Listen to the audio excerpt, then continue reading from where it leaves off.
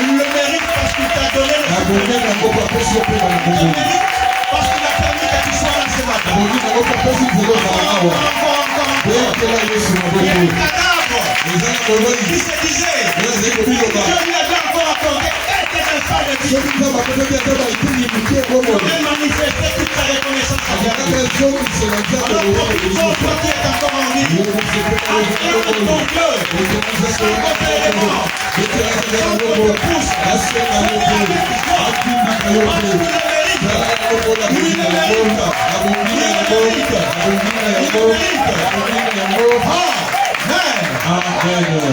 Alléluia. Amen. Vous savez, des fois, on a des chairs de poule. À chaque fois que Dad parle de nous,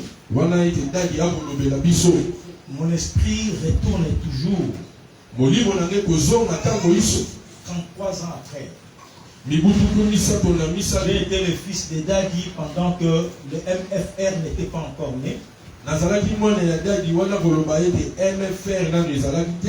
Lorsque nous fûmes encore à Sion, nous avions cru en son Dieu. Et à l'époque déjà, nous nous étions attachés à lui. Et nous n'avons pas eu tort. Nous n'avons pas eu tort. Parce que le Seigneur prouve que nous avons pris la bonne décision. Alléluia. Amen. Daddy, merci. Papa, merci pour tout. Nous sommes venus tout enfants. Et aujourd'hui, on devient déjà. Nous avoisinons la soixantaine. Grâce à Dieu, au Dieu de notre papa. Et ma prière de tous les jours est qu'il me garde constant. Et surtout fidèle vis-à-vis de mon. Parce que il est très important.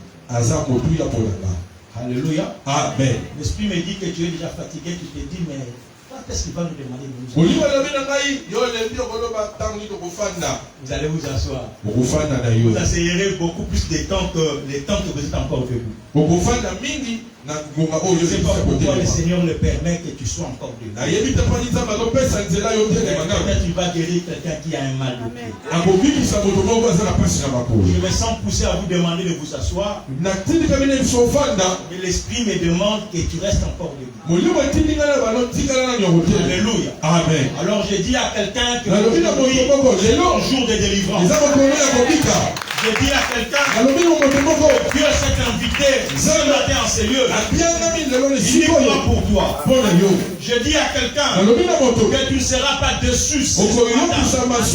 Non pas moi qui vais t'apporter quelque chose. Non pas mon père qui va t'apporter quelque chose.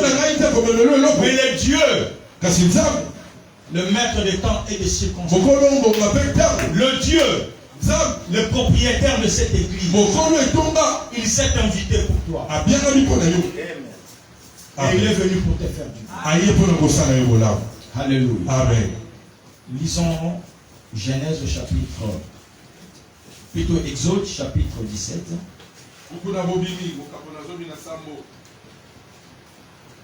Un texte bien connu. Nous commencerons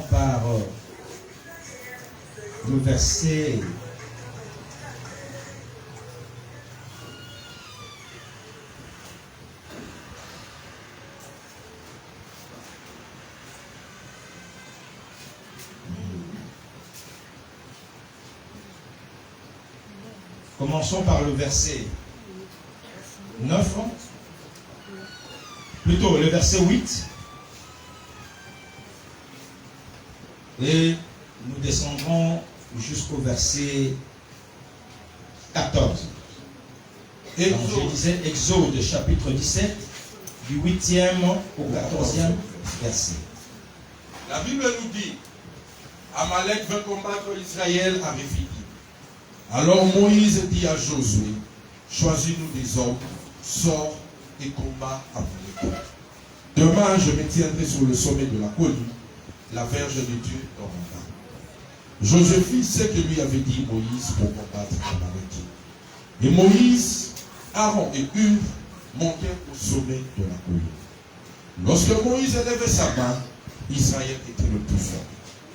Et lorsqu'il baissait sa main, Amalek était le plus fort. Le main de Moïse étant fatigué, ils prirent une pierre et ils placèrent sous lui et il s'assit dessus. Aaron et Hur soutenaient ses mains, l'un d'un côté et l'autre de l'autre.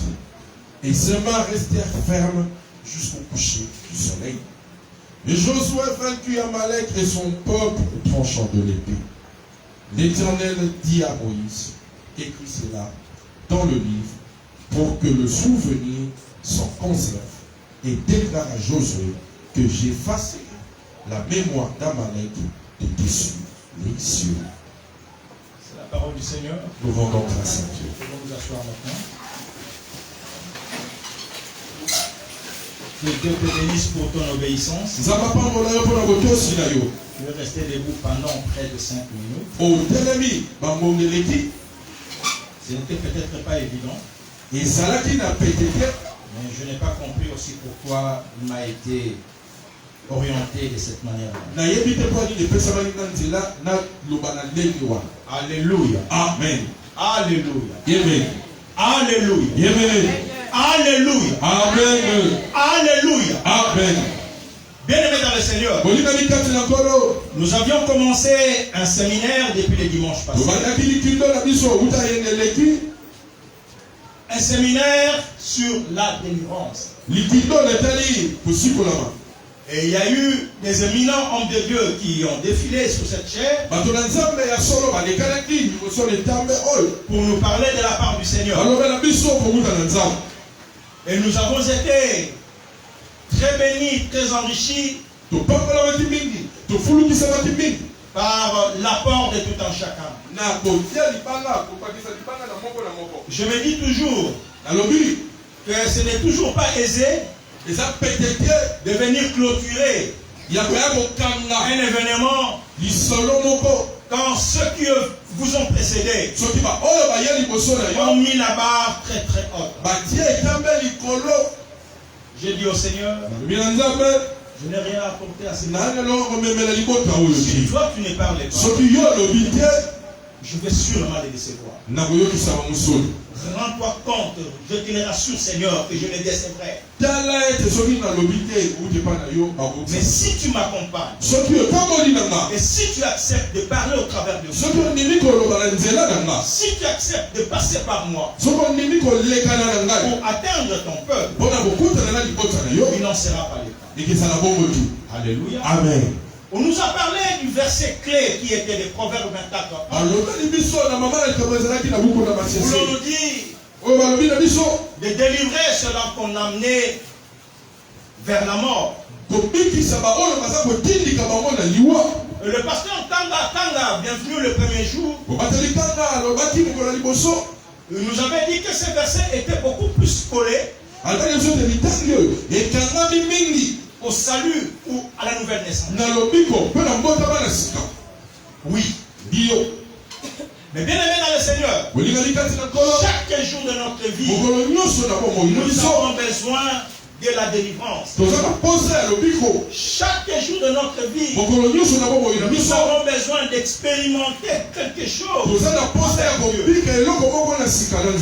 Et ici, bien aimé, je ne vais pas déroger. Je suis toujours dans la logique de la délivrance. Nous voyons quelque chose de merveilleux qui s'était produit. Israël quitte l'Égypte. Il a été délivré de la main puissante de Pharaon. Il a été délivré. Il passa par la mer Rouge à sec. Israël a vécu tant de miracles. Là maintenant, bien-aimé, commence une nouvelle aventure. Israël avec son Dieu. Depuis l'Égypte, Israël a vécu beaucoup de choses avec Dieu. Beaucoup de merveilles avec Dieu. Et ils arrivent maintenant. Ils entrent dans le désert en glorifiant Dieu.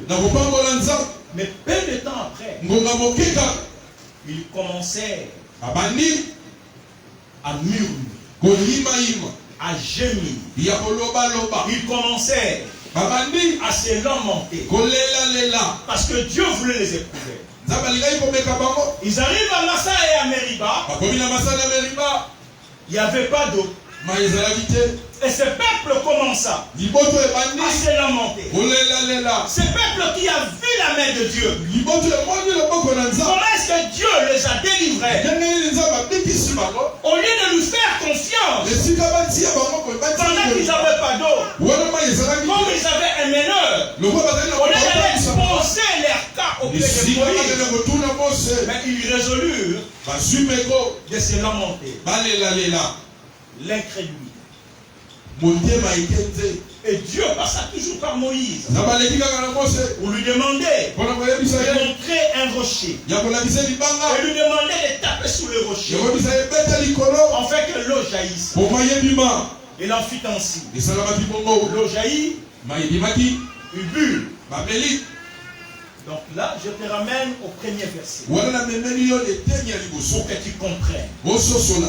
Bien après cet événement, la Bible nous dit cette fois-là, Amalek va maintenant pour combattre Israël. Bien aimé dans le Seigneur, je n'ai pas la prétention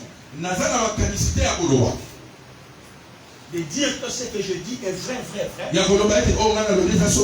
je pense, en parcourant les quelques lignes de la Bible, c'était pour la première fois. Israël combattre. Avant, bien aimé, c'était toujours Dieu qui combattait en leur faveur. Dieu leur disait, gardez silence et je combattrai pour vous. Mais cette fois-là, après, bien aimé, le passage de la mer, Dieu va ordonner à Moïse, choisis des hommes. Choisis des hommes. Je n'ai pas vu, bien aimé, où est-ce que Israël avait formé une armée. Je n'ai pas vu là où Israël avait formé des hommes de guerre. Je n'ai pas vu. Mais je vois Dieu ordonner à Moïse de choisir des hommes. Je ne sais pas c'était sur base de quel critère. Mais je vois tout simplement Moïse obéit sans poser trop de questions. Il choisit des hommes. C'est là où commença la nouvelle aventure. Bien aimé dans le Seigneur, je vais faire un parallélisme pour te dire que l'eau qui a jailli après qu'on ait frappé sur le rocher, c'était le symbole du Saint-Esprit. Vous vous souviendrez, bien aimé, dans Jean chapitre 5, la Bible dit que dans les derniers jours, les jours de la fête, bien aimé dans le Seigneur, Dieu va donner de l'eau. De l'eau qui, après l'avoir pris, on n'aura plus jamais soif. Bien aimé, le rocher qui avait été frappé, Jésus-Christ. Bien aimé le Seigneur, Jésus a dit, il vous est avantagé que je m'en aille. Car si je ne m'en vais pas, le consolateur ne viendra pas. Mais si je m'en vais, le consolateur viendra. Et c'est lui qui vous consolera. Bien aimé, je viens dire à quelqu'un que le combat dans ta vie, il est réel et il est bien aimé, tu ne peux pas t'en échapper. Le Saint-Esprit dans ta vie, le Saint-Esprit dans ta vie t'opposera face à des adversaires, t'opposera face à des ennemis. Bien aimé dans le Seigneur, après qu'ils aient pu, la Bible dit que Amalek Amalek vient combattre Israël. Je viens te dire, bien-aimé, puisque tu as le Saint-Esprit, Dieu sait que tu es suffisamment outillé pour combattre contre tous les ennemis. Amen.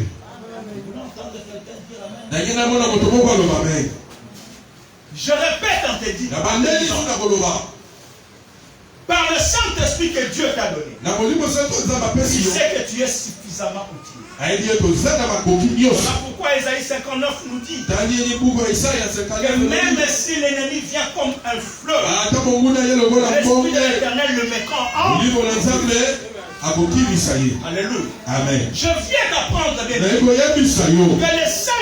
Jésus-Christ, il combat pour nous. Comme il a combattu, bien-aimé, pour Israël en Égypte. C'était lui qui était, bien-aimé, la terre principale.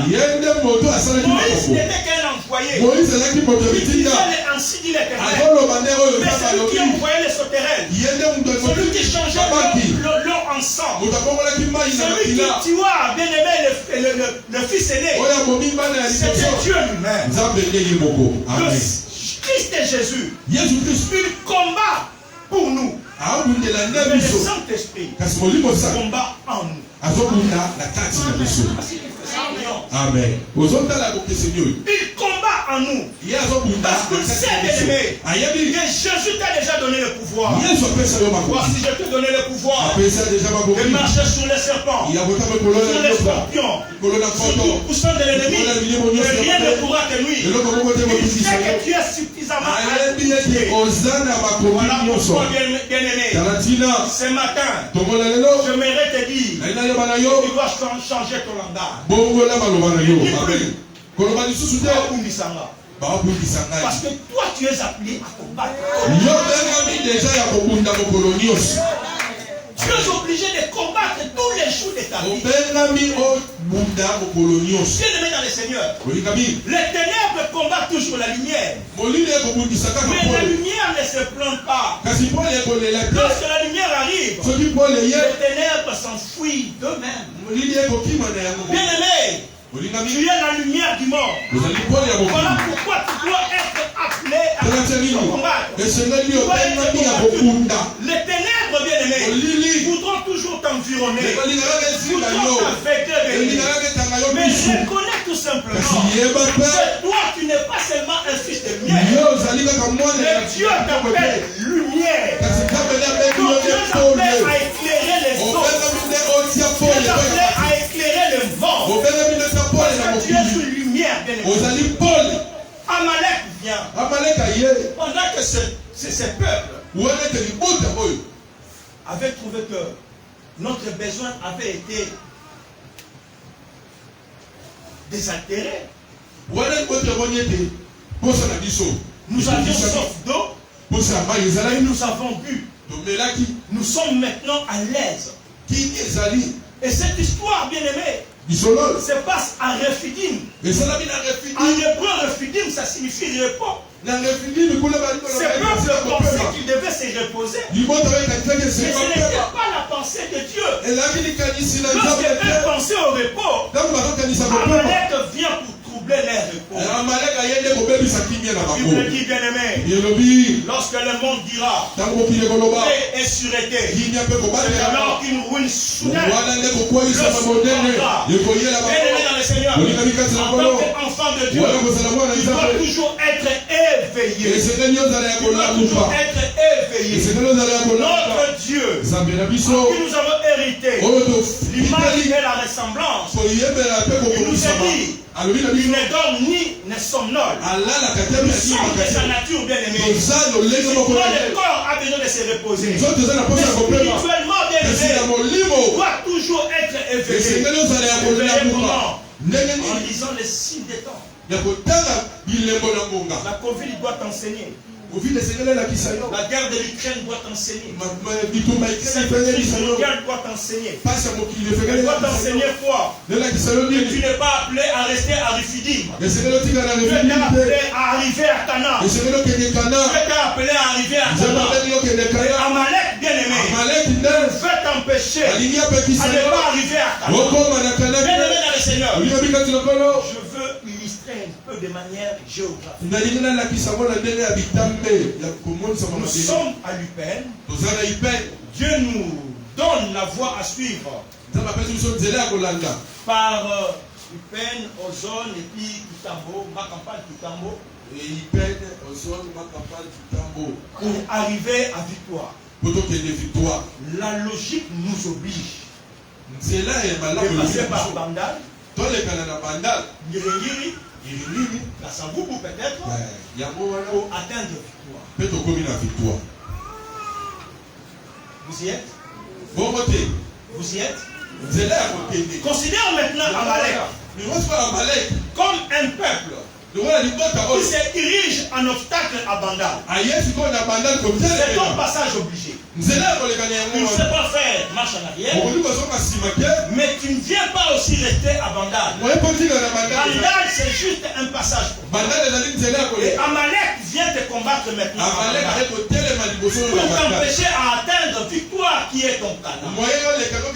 Bien aimé dans le Seigneur, c'est qui Amalek? C'est qui Amalek? Que quelqu'un nous prenne. Genèse chapitre 36, verset 12. Genèse chapitre 36, verset 12. Nous comprendrons qui est Amalek. Genèse 36, verset 12. Genèse 36, verset 12. Et Timna était la concubine d'Éliphaz, fils d'Ésaü. Elle enfanta à Éliphaz Amalek. Ce sont là les fils d'Ada. Pasteur, s'il vous plaît, allez-y doucement pour que l'on comprenne. Éliphaz, je prenais s'il vous plaît. Et Timna était la concubine d'Éliphaz. La concubine de qui? Éliphaz était qui? Fils d'Ésaü. Fils d'Ésaü. Ok? Et elle engendra qui? Elle engendra à Éliphaz Amalek. Ok. Vous pouvez vous asseoir. C'est ce que je cherchais. Amalek, il est le fils du fils d'Ésaü. C'est bien dit. C'est le petit-fils d'Ésaü. Ésaü, qui est-il? C'est le frère jumeau de Jacob. N'est-ce pas? Nous connaissons l'histoire, non? Jacob avait volé les droits d'aînesse. Droit d'aînesse d'Ésaü. Quelle en était la cause? Ésaü, revenant de la chasse, il a trouvé son frère Jacob qui préparait les lentilles. Et enfin, il va lui demander de lui donner à manger. Jacob lui dira, je veux bien te le donner. Jure-moi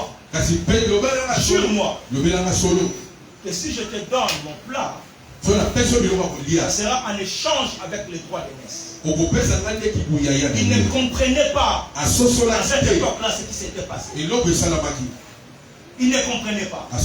Il a bafoué les droits d'aînesse. Or, depuis ce jour-là spirituellement, les choses ont muté. Physiquement, c'était Ésaü l'aîné. Mais spirituellement, c'était Jacob l'aîné. Voilà pourquoi c'était normal que Jacob hérite de son père Isaac. C'était juste une parenthèse. C'est pour te dire quoi? Amalek vient combattre étant le petit-fils d'Ésaü et Israël. C'est le nom qu'on a changé à qui? À Jacob. Il veut empêcher maintenant, je dirais, si je dois reprendre l'ancien nom d'Israël, il veut empêcher Jacob à atteindre sa destinée.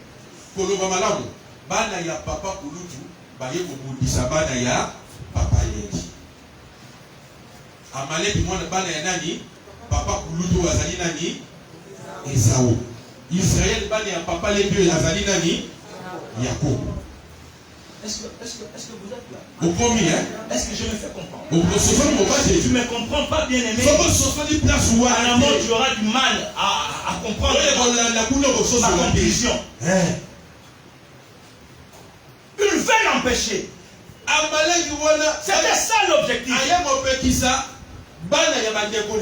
Amalek, bien aimé, c'est le symbole de la chair. Alléluia. Amen. C'est le symbole de la chair. C'est le symbole de la chair.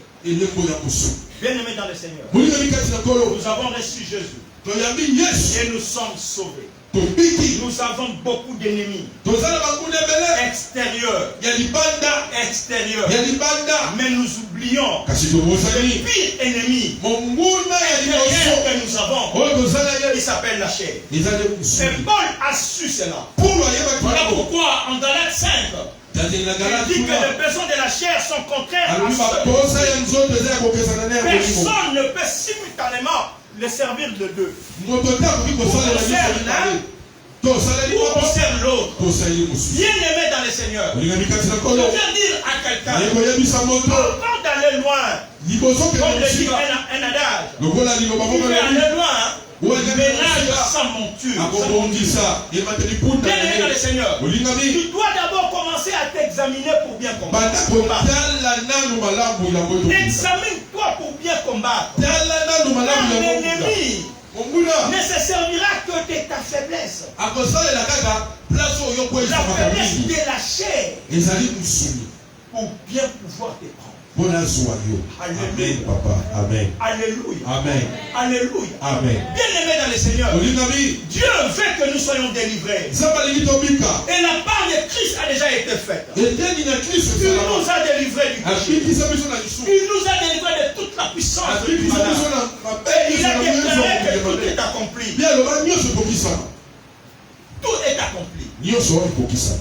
Il nous a donné de son esprit pour nous permettre maintenant de combattre les bons combats. Bien aimé dans le Seigneur, je viens te dire, tu pourras suivre des séminaires et des séminaires. Voilà, bien aimé, passer par des séances et des séances. Mais si tu ne soignes pas ta relation avec la chair, si tu ne soignes pas ta relation avec la chair, tu n'auras que tes yeux pour pleurer. Alléluia. Amen. Alors la bonne manière c'est laquelle? Bien aimé dans le Seigneur, nul n'est plus fort que Satan.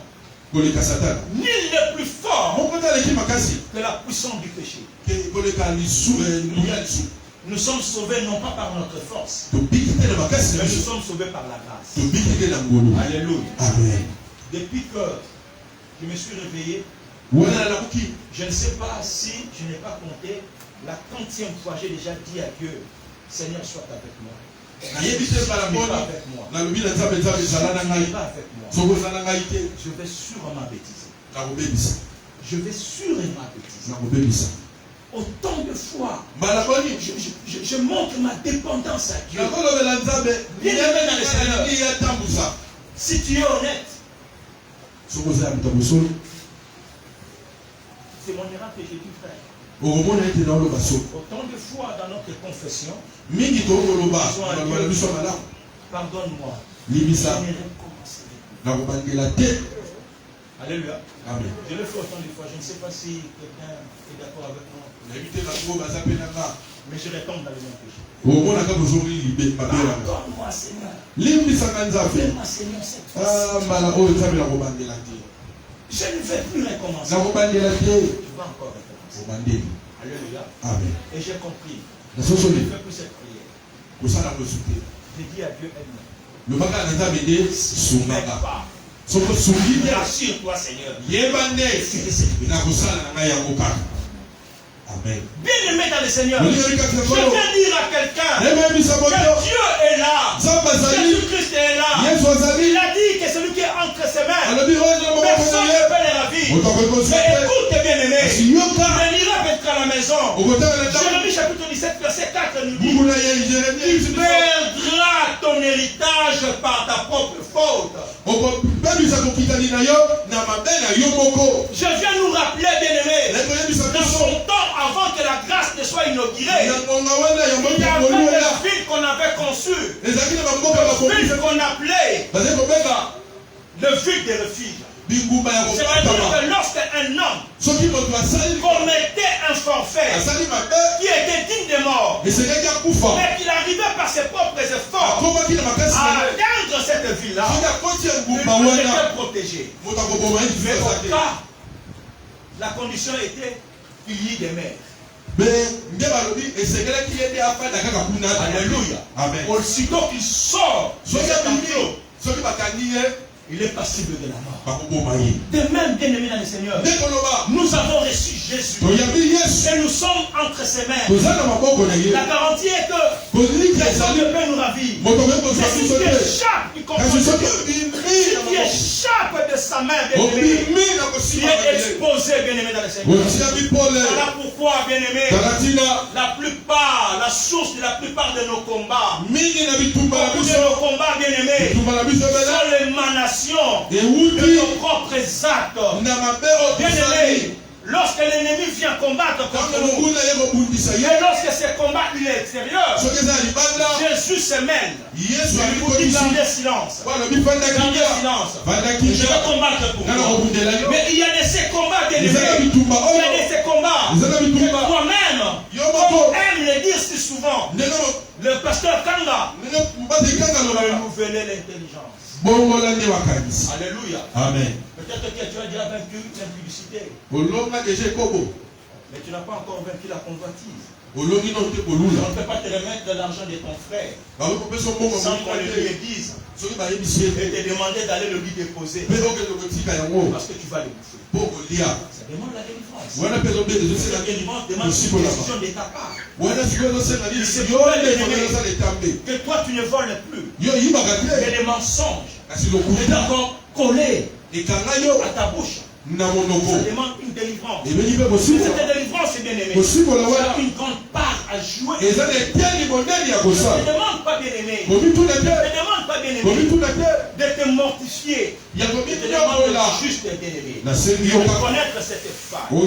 Et de dire à Dieu aide-moi. Si tu n'y arrives toujours pas, tu peux associer un frère. Pourquoi pas un serviteur de Dieu pour lui demander, bien aimé, de t'aider quant à ceux. C'est très important, bien aimé. Dans la plupart des cas, nous mettons la charrue avant le bœuf. Et ça complique la situation. Si tu veux bâtir une maison, tu veux aller loin, bien aimé. Mais la fondation n'est pas assurante. Rassure-toi. Quelle que soit la beauté de cette maison, il finira par s'écrouler. Prends le temps, bien-aimé, pour soigner d'abord la fondation. Et la fondation, bien-aimé dans le Seigneur, je vais te dire que c'est cet Amalek. C'est cet Amalek qui se lève contre toi. C'est cet Amalek qui se lève contre toi. Et cette fois-ci, Dieu ne te dit pas de garder silence, mais il te dit choisis des hommes. C'est-à-dire quoi? Il t'engage dans ces combats. Il te dit que moi j'ai ma part. Mais toi-même maintenant, tu vas te remettre en question. Tu te dire que c'est moi qui vais combattre. Bien-aimé, voyez l'image. Moïse était monté sur la montagne. Le même bien-aimé dans le Seigneur. Christ, il est déjà en haut. L'ascension. Bientôt nous allons célébrer la Pentecôte. Christ est monté en haut. Mais il n'est pas parti comme cela. Il nous a laissé le Saint-Esprit. C'est-à-dire quoi? Toi qui es un Josué, tu es dans le champ de bataille. Mais tu n'es pas seul. Il y a l'Esprit de Dieu. Et lorsque tu combats avec l'Esprit de Dieu, la victoire, elle est évidente. La victoire, elle est rassurée. Bien aimé dans le Seigneur. Lorsqu'il y a infiltration, on a du mal à gagner un combat ou une bataille. Alléluia. Si jusqu'aujourd'hui nous peinons à la guerre de l'Est, parce que dans cette guerre, nos frères congolais combattent contre le parti congolais. Et tant qu'il y a infiltration, on a toujours du mal à s'en sortir. Bien aimé, Paul a dit, je traite durement ces corps. Je traite durement ces corps parce qu'il savait que ces corps, c'est Amalek. Ils veulent empêcher à atteindre Canaan, le lieu où coule le lait et le miel. Je viens de te dire, bien aimé, que dans ces morts, tu ne recevras pas tout sur un plateau. En or soit-il. Non, bien aimé. Tes yeux, c'est le premier travailleur. Et Dieu, j'aurais même tendance à dire que c'est le plus grand misère même. Dieu a travaillé pendant 6 jours et il s'est reposé un seul jour. Et nous voyons les résultats. Mais nous aujourd'hui, bien aimés, nous voulons faire l'inverse. Nous reposer pendant 6 jours et travailler pendant un jour et avoir des résultats. Bien aimés dans le Seigneur, la Bible nous dit, nous sommes des ouvriers avec Christ. Tu dois travailler avec lui. C'est-à-dire quoi? T'associer avec lui et entrer dans les champs. T'associer avec lui et combattre. Bien aimé. Amalek est là. Il veut t'empêcher à vivre ta destinée. Et je dis à quelqu'un, il ne te vaincra pas, car Jésus-Christ a déjà vaincu, car Jésus-Christ a déjà déclaré que tout est accompli. Je viens dire à quelqu'un, il y a des choses qui sont liées, bien aimé, à ta bénédiction. Et qui peut-être, il y a aussi des forces de mal qui s'érigent en obstacle, comme nous le dit la parole de Dieu, dans un des épîtres de Paul. Je vis une porte d'un accès efficace qui m'est ouverte. Mais les adversaires sont nombreux. Les adversaires, tu les auras toujours. Les adversaires, tu les auras toujours. Les adversaires, tu les auras toujours. Docteur nous a enseigné le vendredi. Il nous a montré. Et montré même, je dirais, que même pour avoir l'enfant là que tu chéris,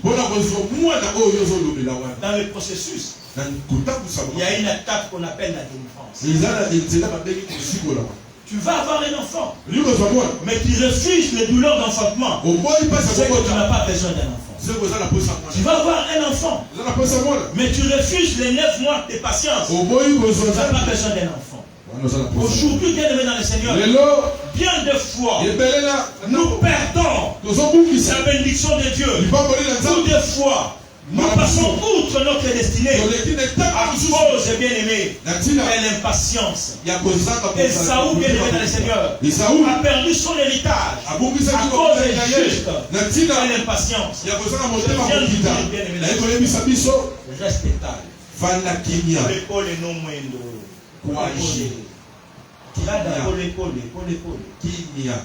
Alléluia. Amen.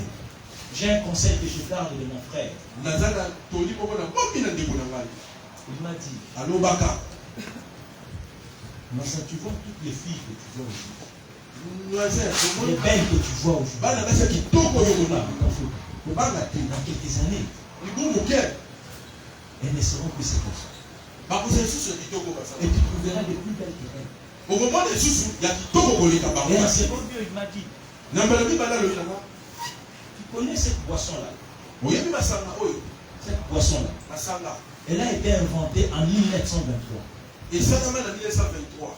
Même papa n'était pas encore né. Et aujourd'hui, je la consomme. Il voulait me dire quoi? Sois patient. Les choses pour lesquelles tu te bats aujourd'hui, elles seront toujours là demain. Il y aura de plus meilleurs que ça. Tu vas monter une BMW et plutôt un VW. Tu voulais te mortifier pour un VW. Aujourd'hui, nous sommes à l'âge des Range Rover. Il y a peut-être de nos sœurs qui ont été engrossées à cause d'un 23, un V3. Mais aujourd'hui, on parle d'iPhone 13. Alléluia.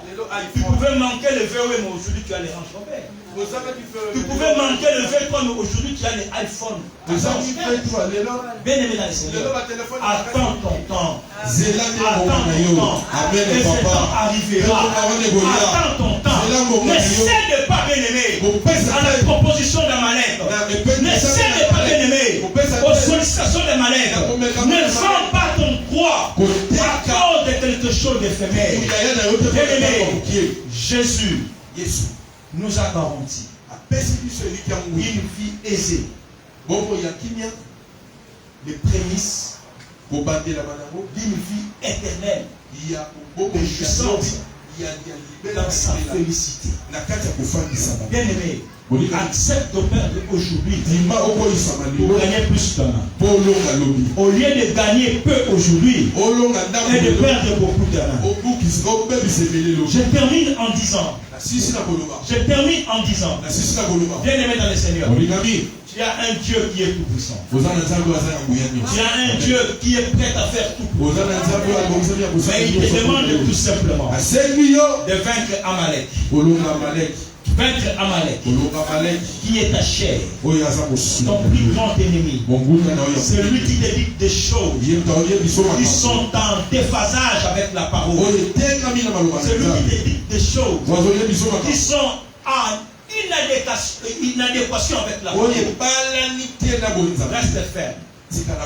Espère en Dieu. Espère en Dieu. Faire la même démarche, bien aimé. Lorsque Amalek viendra se présenter devant toi, monte dans la montagne. C'est-à-dire quoi? Monte dans la prière. Bien aimé, tu sais quoi? Une voiture, j'en ai pas. Ceux qui en ont, ils savent. Il y a un temps où on fait quoi?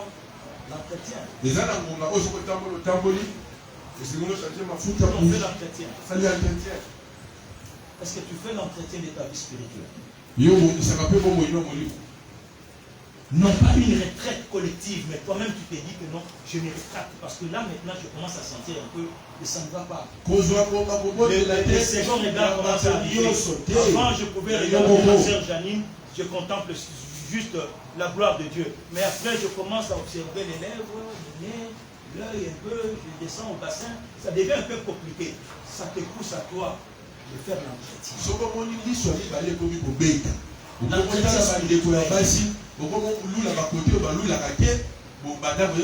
Parce que non pas seulement pour la femme, mais aussi un peu pour l'argent. On te faisait garder l'argent avant. On te gardait sans pour autant être tenté. Mais maintenant, quand tu es en face de quelque chose, tu as tendance. Il y a besoin. Pour le véhicule, ça te dit déjà que les bougies commencent à poser problème. De manière spirituelle aussi, il y a quelque chose qui clignote pour te dire que non, tu as besoin. Monte dans la montagne. Monte dans la montagne. Il a dit, il sera avec nous tous les jours, jusqu'à la fin du temps. Je vais te dire, bien aimé, la délivrance, elle est réelle. À cause de toi à Jésus. À cause de toi à Jésus. Et aucun démon, aucun sorcier, aucune puissance, aucun Satan, 1000 fois soit-il Satan, ne pourra faire du mal à un ou un de Dieu. Lorsqu'il marche dans la justice, le Seigneur est près des malheureux. Des malheureux. Sois seulement juste, bien-aimé dans le Seigneur. Et Dieu s'opposera toujours à toute oppression qui vient. Je viens de dire que derrière toutes les bénédictions, il y a toujours un combat, bien-aimé. Il y a toujours un combat. Mais ces combats plutôt, tu les vaincras. Grâce à Dieu. Amen. Il dit au peuple, je vous mène dans un pays où coule le lait et le miel. Ne voyez que le lait et le miel. Mais la leçon derrière ça, ils ne les voyaient pas. le lait pour l'avoir. Comme une vache mûre. Ça prend du temps. Il voulait leur enseigner la patience. Il faut attendre que la vache puisse s'engraisser. Porter une grossesse et après vous aurez de son lait. C'était de la patience. Il leur parle du miel. Le miel, le bien-aimé, est produit par les abeilles. Les abeilles ne te donneront pas la facilité de pouvoir toucher leur essaim et tirer le miel. Tu veux leur enseigner la patience et le combat. Bien-aimé dans les Seigneur, le combat dans ta vie, il est une réalité et il restera une réalité. Ne t'étonne pas, ne te plains pas à dire qu'on te combat. Sens-toi pourtant heureux lorsqu'on te combat parce que tu es dans le planning de Dieu. L'on ne peut combattre que celui qui est dans les camps adverses. Sache une chose. Amalek vient voir. Mais ta destinée, ce n'est pas Rephidim. Ta destinée, c'est Canaan. Ne cède pas à Amalek. Ne reste pas à Rephidim. Combat-le, écrase-le pour atteindre Canaan. Pour atteindre Canaan. Je dis pour atteindre Canaan. Et je déclare que les portes de Canaan s'ouvrent pour chacun de nous. Je déclare que chacun arrivera à son Canaan. Je déclare qu'aucun Amalek ne vous opposera, ne vous empêchera à atteindre votre destin. Je déclare que ce que Dieu a prévu pour vous, vous le vivrez. Vous le vivrez. Vos enfants, vos petits-enfants, vous vivrez la volonté de Dieu. Car sa volonté à notre égard est que nous puissions prospérer à tous égards. Mais comme prospère l'État, soigne d'abord ton âme. Soigne ton âme. Soigne ton âme. J'ai dit et je vous remercie.